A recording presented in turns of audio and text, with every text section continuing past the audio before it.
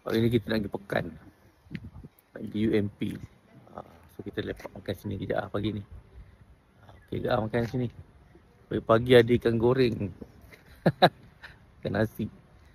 Macam mana pun ada okey lah. Syok ke makan sini. Hari ni kau nak dapat sarapan pagi di pantai macam ni.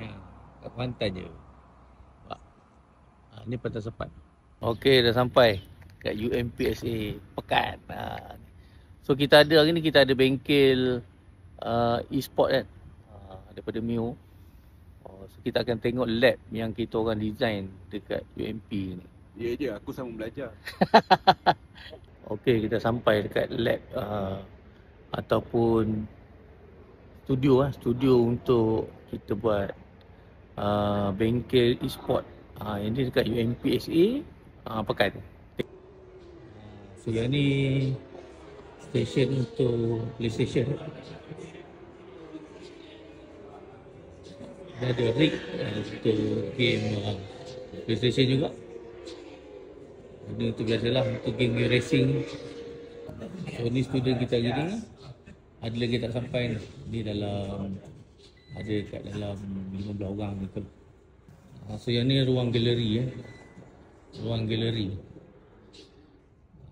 Itu dia. Yang ni pula ruang santai untuk lepak-lepak.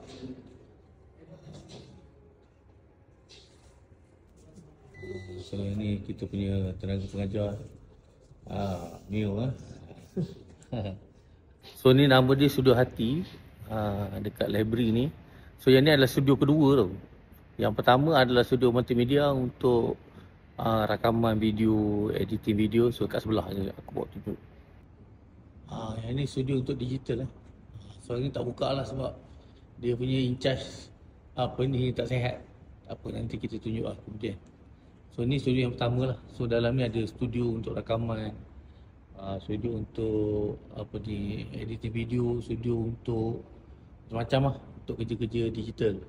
So yang ni memang projek pertama kita orang dengan UMPSA. So dalam ni untuk buat konten ada buat podcast. Dia boleh buat rakaman suara. Dia boleh buat apa lagi, rakaman foto. Ada macam-macam, ada lebih kurang 4 studio dalam ni. Nama abang siapa? Aziz? Bangun lambat tu. Maksudnya tak ada Semua game kat dalam ni. Kita boleh